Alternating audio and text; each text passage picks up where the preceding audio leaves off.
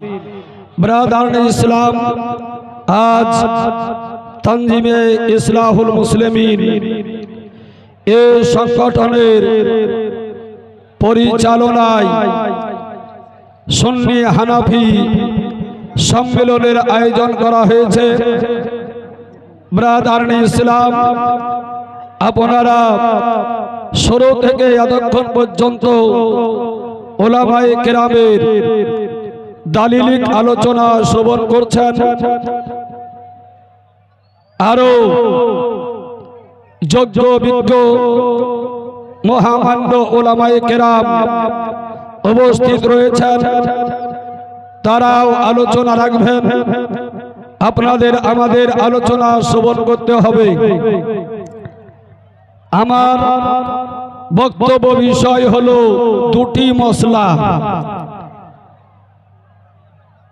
কিছু লোক আছে যারা মশলা মানে না, ফতোয়াই তো মানে না, তো মশলা মানবে কি করে? ওরা বলে ফেকা মানি না, ওরা দুধ মানে মাখন মানে না, দুধ মানে ঘি মানে না, কেবল তারা দুধ মানে।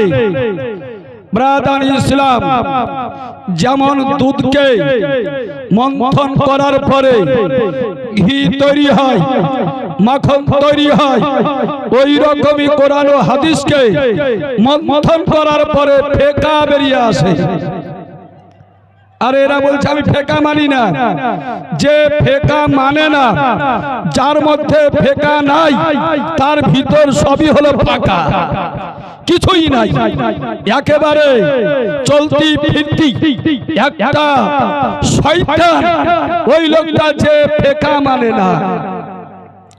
ব্রাদার ইসলাম, আমি আপনাদের সামনে দুইটি বিষয় নিয়ে আলোচনা করব। একটা হলো ইমামের পেছনে কেরাত করা, আর একটা হলো নাভির নিচে হাত বাঁধা। পুরুষদেরকে নামাজে কোথায় হাত বাঁধতে হবে? আমাদের জন্য নিয়ম হলো এই, যেটা হানাফি মাযহাবের মাসআলা, সেটা হলো এই যে নাভির নিচে পুরুষদেরকে হাত বাঁধতে হবে। আমরা হাত বাঁধি নাভির নিচে। আর একটা দল আছে, এরা নাভির নিচে হাত বাঁধে না, এরা বুকের উপরে হাত বাঁধার প্রবক্তা। কোথায় হাত বাঁধে? বুকের উপরে হাত বাঁধে। আপনারা জানেন বুকের উপরে হাত কেন বাঁধে ওরা? বুকের উপরে হাত এই কারণে বাঁধে যে ওদেরকে নামাজে বারবার হাত তুলতে হয়, এই হাত তোলা যেন সহজ হয়। এই কারণে ওরা যতদূর হাত তুলতে হবে ওখানেই রেখে দেয়। এখানে রেখে দিল, হাত তুলতে সহজ হলো, আবার বেঁধে নিল, আবার হাত তুলতে সহজ হলো। বারবার হাত তুলতে হয়, ওতে পরে কবে খাটবো? আগে থেকে হাত ওখানেই রেখে দিই। ব্রাদার ইসলাম, এই রকম চালাকি ওরা করে। ওরা বলে যে আমরা বারবার হাত তুলি নেকির উদ্দেশ্যে। ওদের হাত যদিও বারবার তোলে, একবারও গণ্য হয় না, একবারও হাত তোলা গণ্য হয় না। কেননা হাত তুলতে হবে কান পর্যন্ত। ওরা হাত ঘাড় পর্যন্ত তুললো, এখানেই শেষ হলো। 10 বার হাত তোলার পরও একবার হয় না। এই কারণে ওরা বারবার হাত তোলে, প্রমাণ দেয় দেখো আমরা হাত তুলছি, দেখো আমরা হাত তুলছি। আমাদের ফতোয়া হলো যতই তোমরা হাত তোলো একবারও হয় না। বেশক হক है, একবারও হয় না। আর আমরা একবার হাত উত্তোলন করি তো কান পর্যন্ত হাত তুলি, একবারে আমাদের হাত তোলা হয়ে যায়। এই কারণে পরে আর কোনো সময় হাত উত্তোলন করি না। ব্রাদার ইসলাম, হাত যদি তুলতে হয় তোলো, কান পর্যন্ত তোলো, তবে তো জানবো যে হাত তোলা। আপনি নাসাই শরীফ হাত যদি তুলতে হয়, নাসাই শরীফে হাদিস শরীফ আছে যে 4 রাকাত নামাজে এক নয় দুই নয় 28 বার হাত তোলার কথা আছে। বেশক 28 বার হাত তোলার কথা আছে, আর তোমরা পেয়েছো 10 বার। আমি তোমাকে আরো অফার দিচ্ছি, সহিহ হাদিস থেকে আরো 18 বার আছে। সহিহ হাদিসে প্রমাণ করতে না পারলে 50,000 টাকা পুরস্কার। নারায়ে তাকবীর, নারায়ে তাকবীর, নারে রিসালাত, মাসলাকে আলা হযরত। ওই 28 বার হাত তোলা, আরো 18 বার হাত কেন তোলো না? সহিহ হাদিসে আছে, কেন তোলো না? উত্তর হলো এটাই যে এগুলো নবী ছেড়ে দিয়েছেন। আমাদের উত্তর হলো 18 বার যেমন নবী পাক ত্যাগ করে দিয়েছেন, ওই রকম আমাদের হানাফি মাযহাবের উত্তর হলো এই যে 27 বার নবী পাক ছেড়ে দিয়েছিলেন, একবারই তিনি হাত তুলেছিলেন। এই কারণে আমরা মরা পর্যন্ত কেবল শুরুতেই হাত তুলব। বেশক ব্রাদানি ইসলাম বুঝে কম বেশি বলে, ওরা বুঝে কম আর বেশি বলে দেয়। এই কারণে এই রকম হয়। ব্রাদানি ইসলাম এবার শুনুন, ইমামের পেছনে কেরাত করা সম্পর্কে আমি সর্বপ্রথম আল কোরআন থেকে আয়াত পেশ করি। আল্লাহ রাব্বুল আলামিন সূরা আরাফের 204 নম্বর আয়াতে আল্লাহ ইরশাদ করেছেন, ওয়াইদা কুরিআল কুরআন ফাসতামিউ লাহু ওয়া আনসিতু লাআল্লাকুম তুরহামুন। এবং যখন কোরআনে কারীম তেলাওয়াত করা হবে তখন তোমরা কান লাগিয়ে শোনো এবং চুপ থাকো, যাতে করে তোমাদের উপরে রহম করা হয়। কোরআনে কারীমের এই আয়াতে আল্লাহ বললেন, কোরআনে কারীম তেলাওয়াত করা হলে কান লাগিয়ে শুনতে হবে এবং কি করতে হবে? চুপ থাকতে হবে। তাহলে ইমাম যখন ফাতিহা পাঠ করে, এটা কোরআন কি কোরআন নয়? ফাতিহাটা কোরআন। আর কোরআনে আল্লাহ কি বললেন? কোরআন পড়লে কান লাগিয়ে শুনতে হবে, আর কি করতে হবে? চুপ থাকতে হবে। আল্লাহ কোরআনের এই আয়াতে মুমিনদের উপরে দুটি আদেশ দিলেন, একটা হলো কোরআন শোনা, আর একটি হলো নীরব থাকা। নামাজ আপনি 5 ওয়াক্ত পড়ছেন, এই 5 ওয়াক্তের মধ্যে কিছু নামাজে জোরে কেরাত আর কিছু নামাজে আস্তে কেরাত। জোরে কেরাত যেখানে ওখানে শুনতে হবে, চুপ থাকতে হবে, আর যেখানে আস্তে কেরাত এখানে শোনা যাচ্ছে না, তো কোরআনের দ্বিতীয় হুকুম চুপ থাকা, কত চুপ থাকা জরুরি। বুঝা গেল? আমি দলিল পেশ করেছি কি? কোরআনে কারীমের আয়াত পেশ করেছি। অতএব ইমামের পেছনে কেরাত করা সম্পর্কে বাহাস যদি হয়, কোন হাদিস আগে পেশ করতে পাবে না। সর্বপ্রথম আমি কোরআন পেশ করেছি, এই কোরআনের বিপক্ষে আয়াত পেশ করতে হবে। আমার কোরআনের দলিল, এই দলিলের বিপক্ষে যদি তুমি লড়তে আসো তাহলে কোরআনে কারীমের আয়াত পেশ করতে হবে, কারণ আমি কোরআন পেশ করেছি, তোমাকেও কোরআন পেশ করতে হবে। ব্রাদার, ইমামের পেছনে কেরাত করার খুব শখ হয়েছে, মন জেগেছে, ইমামের পেছনে টুকটুক করে কেরাত করবে। তাহলে কেরাত করার যদি এত শখ হয়, যাদের ইমামের পেছনে কেরাত করার শখ হয়েছে তাদের উপরে একটা হিমালয় পাহাড় চাপাই। এই হিমালয় পাহাড় কিভাবে সরাবে? জামিয়া সালাফিয়া বানারস, ওখানকার আহলে হাদিস লামাযাবি মৌলবীকে হাজির করো। রাহুল, তুমি তো একটা চুনা পুঁটি। রাহুল, তুমি তালপাতার সিপাহী। রাহুল, একটা ধুলকো ফুল, ধুলকো ফুলের মতন এ রাহুল। ব্রাদানি ইসলাম, এর আব্বার নাম বিমল দাস। এর আব্বার নাম বিমল দাস, পরে নাম রেখেছে বেলায়েত হোসেন। এর আব্বার নাম কি? বেলায়েত হোসেন, যারা বেলায়েত মানে না তার আব্বার নাম হলো বেলায়েত হোসেন। আপনি চিন্তা করুন, ব্রাদার ইসলাম, এ রাহুল তারাহুল, এদের গুরু যারা আছে তাদেরকে আমি বলি, তোমাদের উপরে একটা হিমালয় পাহাড় চাপাচ্ছি, এই পাহাড় কিভাবে সরাবে? তোমাদের যত তলবার আছে জুটিতে বসে দাও, জুড়ি তৈরি করো, আর উত্তরটা পেশ করবে। প্রশ্ন হলো এই হিমালয় পাহাড় যেটা চাপাচ্ছি ওটা হলো এই সূরা ফাতিহা। যদি কেউ পড়ে ফাতিহার পর আমিন বলতে হবে কি হবে না?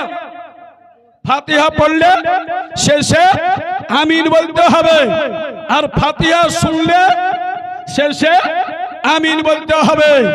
এবার একটা লোক ইমামের পেছনে দাঁড়ালো, এই লোকটা এবার যেহেতু ইমামের পেছনে কেরাত করবে তাহলে সে ফাতিহা পড়বে কি পড়বে না? ফাতিহা ইমামের পেছনে পড়ছে, আর ইমামও ফাতিহা পড়ছে না পড়ছে না? ইমামও ফাতিহা পড়ছে আর মুক্তাদিও ফাতিহা পড়ছে।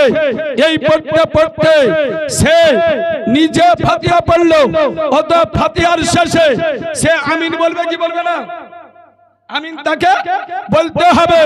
আর ইমামেরও ফাতিহা শুনলো, তাহলে ইমামের শুনলো, এই কারণে ফাতিহা পড়বে কি পড়বে না? ফাতিহার শেষে আমিন বলতে হবে কি হবে না? অতএব আমিন বলতে হবে। তাহলে ইমামের পেছনে কেরাত করলো, নিজের কেরাতের জন্য একবার আমিন, আর ইমামের কেরাত শুনলো, এই কারণে একবার আমিন।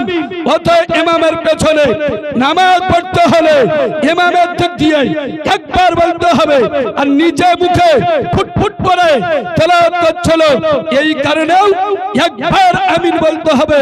তাহলে মোট মুক্তাদিকে কবার বলতে হবে আমিন? দুবার বলে কবার? একবার বলে, তাহলে আমিন একবার বলছে। আর ফাতিহা শোনার কারণে একবার, নিচে পড়ার কারণে আর একবার। অতএব মুক্তাদির জন্য কবে ফতোয়া দিবে যে মুক্তাদিকে আমিন দুবার বলতে হবে? ব্রাদার ইসলাম, এই প্রশ্নের উত্তর কি? ব্রাদার ইসলাম, এখান থেকে ওই মাসলা পরিষ্কার হয়ে গেল।